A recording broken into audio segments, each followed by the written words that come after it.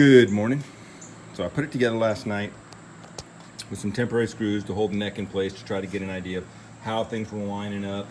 You know, or am I in the right ballpark, basically? And man, I was right in there. I was really stoked when it went together that I didn't have to like pull it all apart and recut stuff and slide shit around and do all that crap. So anyway, that was good. When you get down to the fine tuning, just the last little adjustments, you know, to make this thing play like $1,000 guitar or a $200 guitar, that's where the skill comes in, man, of this trade, and it's difficult. There's a lot of decisions that are just like, you know, how far do I go? What do I do here? How do I do that? So yeah, that's what I'm dealing with now. So the first thing I did, cut a couple holes in the nut, put a couple of temp tuners on here so I could run some strings and just check out, you know, my tolerances and where everything was lying out. And like I said, at first bat, bam, was great. So then you start making adjustments, and I realize the neck is supposed to have just a slight little kind of bow in it like that. And right now it doesn't. And my truss rod's already loose.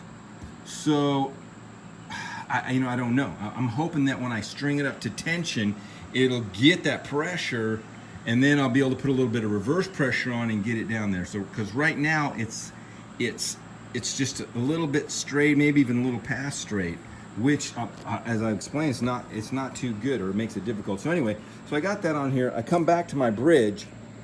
If I set everything up right now good with the good tolerances here, I made some just different little jigs at some different heights, and tested them in my other guitar that's set up really nice, so I could see, okay, this, rather than trying to take a tape measure and measure how far the string was off of there, I just shaved down little blocks. I got little pieces of rubber, actually a quarter, a nickel, and then a little piece of rubber that I got that I can kind of slip in here and say, okay, this needs to be, you know, a nickel, this is a quarter. For instance, these 12-string tuners, I went to just went to Guitar Center and checked it out. You know, here, this is a quarter. A quarter fits right, slides right in between those really nice. And when you get to the thicker strings on this side, a nickel fits right in there really nice. So that was kind of, anyway. So the same thing's happening down here. So what's going on now is I've got my strings. If I set my strings up really nice so that I've got the good action here, and I come down to here, I'm almost maxed out low on my bridge. I don't really have that much more to go. I got a little bit more to go on my bridge, but not a lot. So as it sets right now, boom, I'm like, good, fine, screw the neck in, finish it out, it's good to go. But check this out. So if I gotta pump my neck to get my action to work in the middle, if I got a little reverse bow my neck, it's gonna raise my strings over here, and it's gonna raise my height here, which means I gotta come down on my bridge, and I don't really have the room to go down. I mean, I have a little bit, I don't have a lot. I got about an eighth, maybe even a little less than an eighth to go down and be fine. And I think that's gonna be enough, but I'm not 100% sure. The other factor is, you know, you can't overlook the fact that I got this neck from China. I don't know. I mean, maybe it's fine. I just had some bad luck with some Chinese products before, but maybe not. Maybe it's fine. So far, it's really killer. But anyway, what if this neck doesn't really adjust? You just never know. What if this thing? Because like I said, I'm already loose and it's already that. So what if it never adjust? What if I can't? And I've heard of stories where you can't really use the truss rods, don't really work sometimes on certain things. So what if the truss rod doesn't work? Then I've got to raise this in order to not buzz down here in the middle. I got to get that back up. So in that case, then my bridge is good like it is right now. So it's just kind of I think in hindsight, if anything that I would have done in hindsight, I'm super stoked on that on the top piece. Look at that, looks like fucking an arrow, man. And they're all gonna just line up right. All my strings are gonna go right down that slot right there. That's fucking sick. That's fucking sick. Everything's fucking sick. I think if I had anything to do again, I probably wouldn't have sanded so much on this neck, because if I can get my neck up a little bit, it would help me out down here. And the reason I did that is because I put this neck, I laid this neck against the neck that came with this body that was set up really well, and this was a little thicker. So even starting off the bat, I was like, oh, I gotta have to sand this. I didn't ever set it up and check it like I did last night. So I just made that assumption right off the bat. And like I said, everything may be fine, it may be good.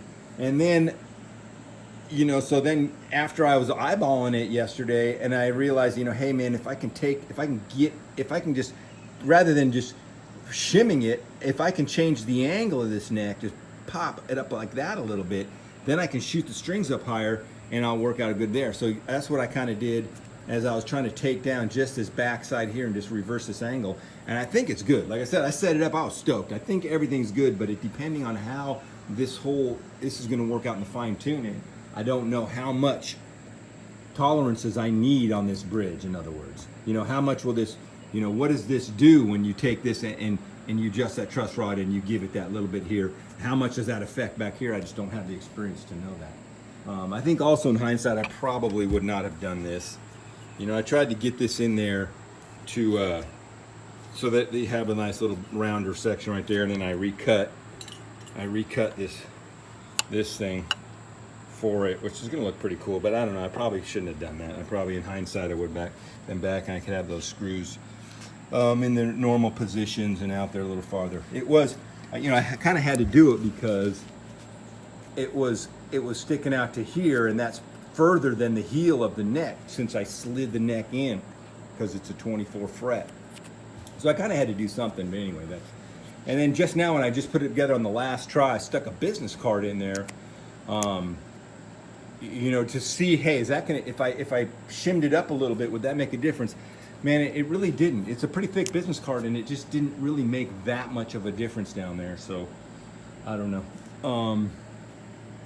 Anyway, that's what I'm getting at. And it's kind of the age-old thing, where do you take it apart and start to redo this and change the angle and put a shim in there and put it back together, or do you just leave it? I mean, and most of the time, man, if you're intense, right? It's the same thing when you're building houses. It's the same damn thing. You know, everybody, half the time the homeowners or the clients want to change something. Half the time it's better just to leave it. Yeah, surely if you had a shitty craftsman or shitty sub and they did a shitty job and it looks terrible and you got to redo it, yeah. But man, if the intent's good, you got a good carpenter, you got a good tradesman, journeyman working on it. You know, the extent of the time it takes, how much money you're spending, whatever, all that stuff factors in. You build it, you did it, you get it. Man, when you take stuff apart and put it back together, I don't know if it's a spiritual thing. I don't know why. I mean, it seems like on paper, you know, theoretically, oh yeah, just take it apart and redo it, it'll look fine.